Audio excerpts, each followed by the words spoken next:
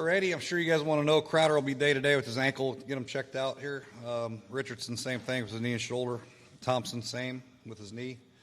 Apke with his hamstring. And then Dunbar with his shin bruise. May involve a nerve. We're going to check that out and have a better grip on it hopefully today. He had it checked out at 2 o'clock. We're waiting a word.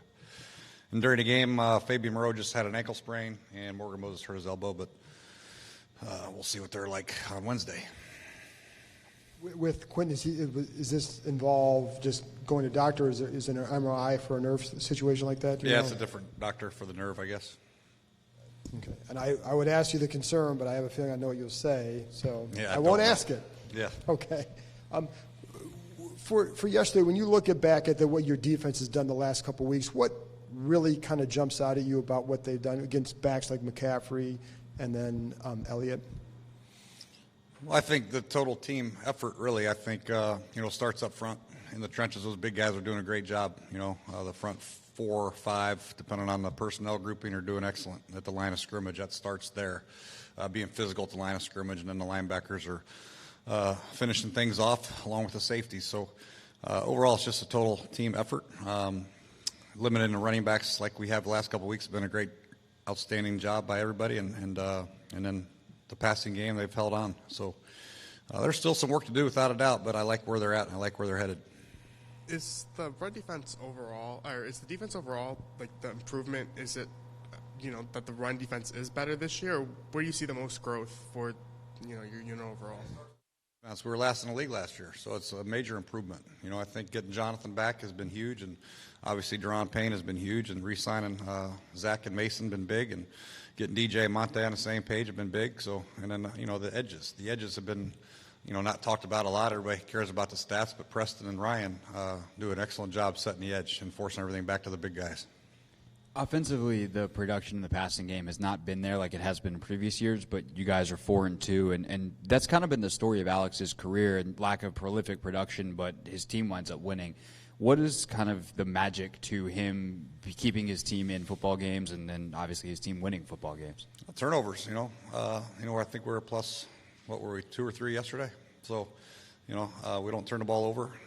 Playing good defense, field position, we're making them go a very long way.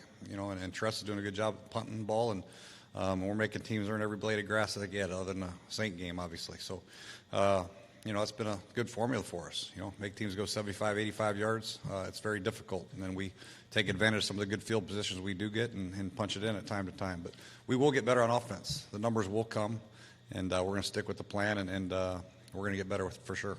Specific to Alex's performance, the accuracy seems to be not where it has been in years past for him. Have you guys been able to identify what has been causing him to just miss open guys?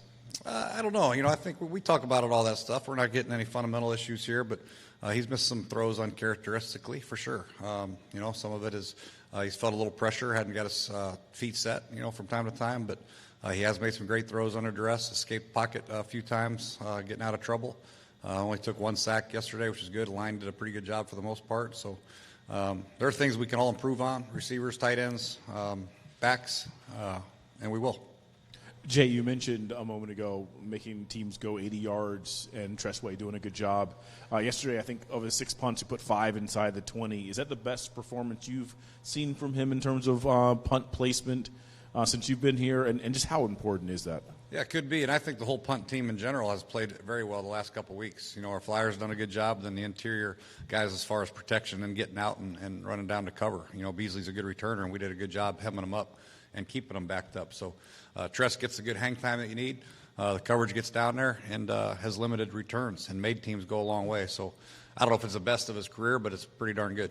Could you just kind of speak to the mentality that it takes for a punter? They all want to kill the ball and boot it 60 yards, but he's kicking it like 35 yards sometimes. It's good for the team, not great for his stats. Yeah. The conflicted feeling I'm sure he feels a little bit sometimes there.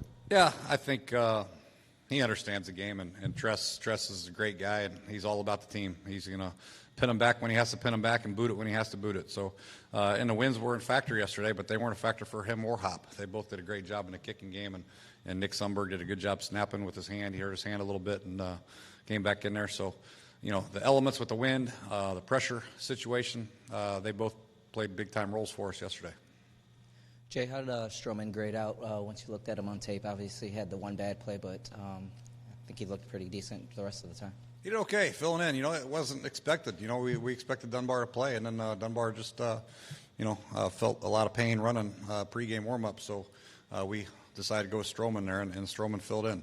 Some technical things that he can work on with his technique, obviously in his eyes, but for the most part, playing in his first game starting as a Redskin and playing against the Cowboys in a huge game, I think he fared pretty well.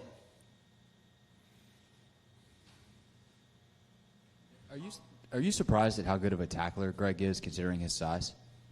No, I'm not surprised because that's part of the reason we wanted to draft him. Is we wanted to draft him if he was a terrible tackler and little. So he showed at Virginia Tech he could play a lot of different spots, and he was a good sound tackler. He's a tough kid, and he's a mentally tough kid. He got beat on that double move and came right back and competed and still jumped on some routes and did a good job.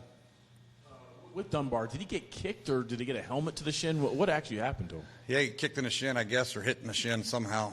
We thought it was just a bruise, after the game and treated it, but, he just was having trouble throughout the week, just would give out on him from time to time, and he was having trouble cutting on it, and it was very noticeable on Fridays when we first put him on the injury report was on Friday. I still thought he might be able to play, but Sunday morning he couldn't really run. Jay, you guys have a little bit of cushion in the standings now. I know it's always about the next game and this week, but is there a point where you start looking at the big picture and start thinking about what needs to happen to get to reach your ultimate goal? No, there's never that point in time, unless it's week 17. I think right now it's all about one game at a time. And I told our guys that's the only mentality we can have in this league because everybody's got good players, good coaches, and you start looking ahead and thinking about some other things, you're going to get beat. So each game counts for the same one game, and it's another division game for us, another rivalry game. So on the road, so we got to get up. Did you see something or feel something tangible change after that New Orleans game within the locker room or with the players or anything? Or a matter of just responding well? I think anytime you get beat like that and play like we did as a group, the entire group, I think it just made people a little bit more aware of their preparation. It has to be on point. They came in and mentally they were on point. The last couple of weeks they've been very good as far as the walkthroughs, the meeting time, and then transferring it out to the practice field. And that's what it takes week in and week out because every week we're going to have a couple different play concepts, run concepts, coverages, or blitzes. You got to be in tune and you got to be sharp with your communication. We weren't against New Orleans, but we have been the last couple of weeks, and that's the big difference. You guys had always been a confident group, but winning the way you guys did the last 2 weeks, does that build something for the group overall? You kind of talked about that. I hope so. I told them, there's going to be a lot of close games in this league. There's, I think, three games that went down to the wire the last play of the game last week, and there's going to be 3 or 4 more next week and 5 or 6 next week. So we got to play 60 minutes, and knowing that we can win these close games is important for guys' mentality down the stretch because we're going to have more of them. It's going to be 60-minute games week in and week out, and we know that. We're prepared for that, and we got to finish them. How do you think your line played yesterday, and specifically Laval in his first game back? They played really good. Yeah, I thought they played really good. In the running game, I thought they got up to the next level. I think Sheriff had a all-star block on a screen pass that set Bibbs free, and Chase got out there, and the receivers did a really good job blocking also. But the line in general, overall, protection-wise and run game, I thought they were very, very good. For Doxson yesterday, able to get up the seams a couple of times, it seems something I don't think he's done a whole lot since he's been here. Is that a route you feel like you guys can get him on, and what was he doing differently on it? Those were just slant routes. Those were just slant routes, and he made 2 big-time catches, 2nd and 15 on both of them, and in traffic made 2 good catches. Had another comeback route on the sideline. He caught it over the linebacker and had a couple other opportunities we missed him on, but the plays are going to come for him. We're just scratching the surface with him. I know people probably don't believe me, but they are going to come. And I know Josh is working extremely hard. What I was most pleased with in Josh's performance when you watch the tape is his blocking was unbelievable yesterday.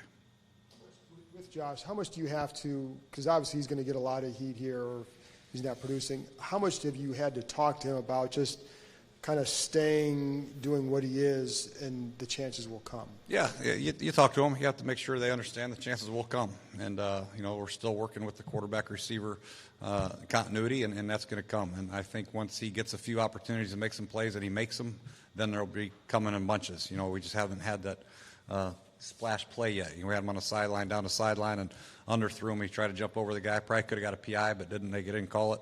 They had a deep one on third down at the end of the half that we just missed him by just about a foot. So those opportunities will come. He'll get them.